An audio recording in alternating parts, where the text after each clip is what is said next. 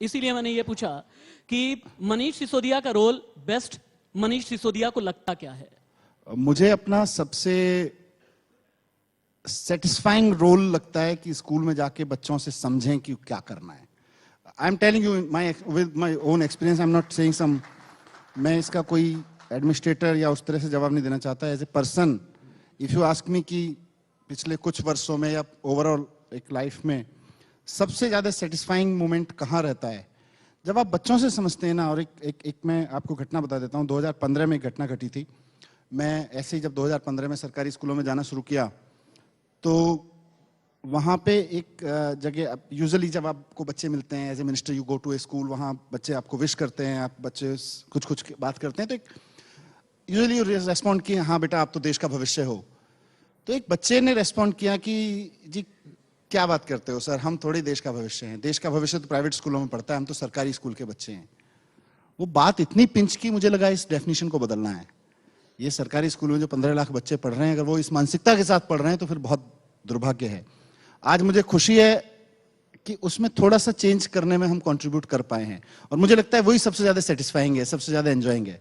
आपकी सादगी मुझे एक सवाल करने के लिए मजबूर कर रही है। बात बहुत सियासत की हो गई मनीष जी, दिल्ली की हो गई, गुजरात की हो गई, गोवा की हो गई, उत्तराखंड की हो गई, पंजाब की हो गई। आम आदमी ये जानना चाहता है कि मनीष सिसोदिया और दिल्ली के मुख्यमंत्री अरविंद केजरीवाल जब साथ में बैठते हैं, चाय पर जब बातें होती हैं, मैं चाय पर चर्चा की बात नहीं कर रहा, चाय पर जब बातें होती हैं तो क्या बातें होती हैं? एलजी साहब की होती है, नेशनल पॉलिटिक्स की होती है, दिल्ली की होती है, आम आदमी की होती है, या कभी यह भी होता है कि चलो चल करके आज मूवी देखेंगे? सब कुछ होता है। एलजी की भी बात होती है, बीजेपी की बात होती है, डिपेंड्स ऑन द टाइम। कभी मूवी की बात भी होती है, कभी नेटफ्लिक्स की बात भी होती है, कभी खाने की बात भी होती है, सब बात होती है। पर अपने विजन की भी बात होती है कि सरकार यहाँ तक पहुँच गई, या अभी जो काम करना शुरू किया था वो यहाँ तक पहुँच गया, लेकिन हमें तो वहाँ लेके जाना है। तो उस काम में और क्या नया आइडिया आ सकता है, उस काम में नया क्या सोच सकते हैं, उनकी तरफ से बहुत मतलब I can say as a team leader उनकी बार ऑफ डिमांड बहुत ऊपर है। हम सब लोग आपको और अरविंद जी को दिल्ली की सियासत ही नहीं बल्कि नेशनल सियासत का जय वीरू कहा जाता है। शोले देखते हैं आप लोग? हाँ देखिए शोले। जय ज्यादा जिम्मेदार है या वीरू? अब पता नहीं, सबकी अपनी अपनी जिम्मेदारियां हैं। टॉस उछल जाता है तो फिर उछल जाता है, फिर तो करना है। एक चीज याद है मुझे कि जब पहली बार शपथ ली थी दिल्ली के मुख्यमंत्री अरविंद केजरीवाल ने, उन्होंने एक बड़ा खूबसूरत सा गीत गाया था, भाईचारे वाला, इंसान का इंसान से हो भाईचारा, यही पैगाम है हमारा। एक दशक में राजनीति भी बदली है, एक दशक में आपकी सियासत और आम आदमी पार्टी कहां से कहां तक पहुंच चुकी है। आज की तारीख में क्या गाना या सूत्र वाक्य बदला है या वहीं खड़े हैं आप? नहीं, वही है भाई। अल्टीमेटली सारी राजनीति, सारा एडमिनिस्ट्रेशन अगर लोगों की ग्रोथ में लग जाए और लोगों की खुशहाली में लग जाए तो भाईचारा बढ़ेगा ही। आपको लड़ा के थोड़ी पॉलिटिक्स करनी है, आपको मिला के पॉलिटिक्स करनी है। एक आखिरी सवाल आपसे करना चाहूंगा मैं, ये मेरा ही नहीं बल्कि आम जनता का सवाल है और ऑनलाइन आपसे सवाल करने के लिए कहा गया है। सियासत में कहते हैं ना कि बहुत कांटों भरी डगर है, और आप तो बहुत अच्छे से जानते हैं दिल्ली से लेकर के गुजरात तक, और सियासत को कहते हैं बहुत कठिन है डगर पनघट की। इस कठिन डगर में सबसे बड़ा चैलेंज क्या आया? इस कठिन डगर में सबसे बड़ा साथ क्या मिला? और इस कठिन डगर में अभी क्या क्या करना बाकी है? और एक और सवाल करते हैं लोग कि अक्सर ही मेरे इंटरव्यू में जब सिसोदिया जी बैठते हैं तो लाल स्वेटर पहन करके क्यों बैठते हैं? क्या आपने विरोधी और विपक्षियों को लाल सिग्नल देना चाहते हैं कि तुम लाख कांटे बिछाओ, मैं लाल सिग्नल दे दूंगा? नहीं, ऐसा कुछ नहीं है। वो it's a matter of chance. आपने कल इंटरव्यू किया होता शायद कोई और स्वेटर होता। It's a matter of chance, लेकिन बहुत सूट करता है। बट अभी बहुत कुछ होना बाकी है, बहुत कुछ करना है। अभी तो शुरुआत है, और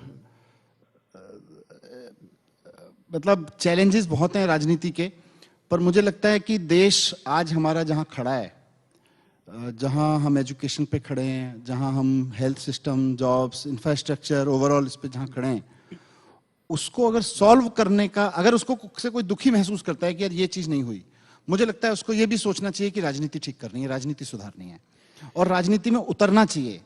राजनीति से भागने से काम नहीं चलेगा। हम भी भागते थे, मैं अपना एक्सपीरियंस बता रहा हूँ। 10 साल पहले तक मुझे लगता था राजनीति में आने की जरूरत नहीं है, अच्छी पत्रकारिता या अच्छा आंदोलन करो और राजनेताओं को रास्ते पे लाओ।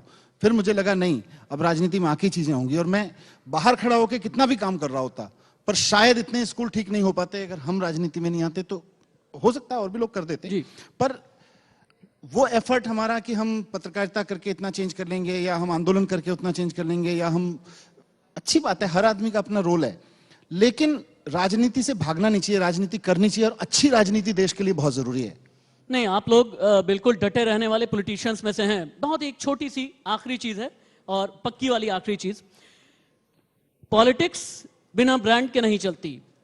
कोई नाम से ब्रांड बनाता है, कोई जाति से ब्रांड बनाता है, कोई अपनी टोपी से ब्रांड बनाता है, कोई अपने रंग से ब्रांड बनाता है, कोई किसी पोस्टरिंग से ब्रांड बनाता है, कोई किसी महान हस्ती के साथ में ब्रांड बनाता है। आपने आम आदमी के साथ में अपना ब्रांड बनाया है, क्या इसी ब्रांड के साथ में टिके होंगे या फिर आगे आने वाले वक्त में आप लोगों की सियासत ब्रांड केजरीवाल या ब्रांड सिसोदिया होने वाली है?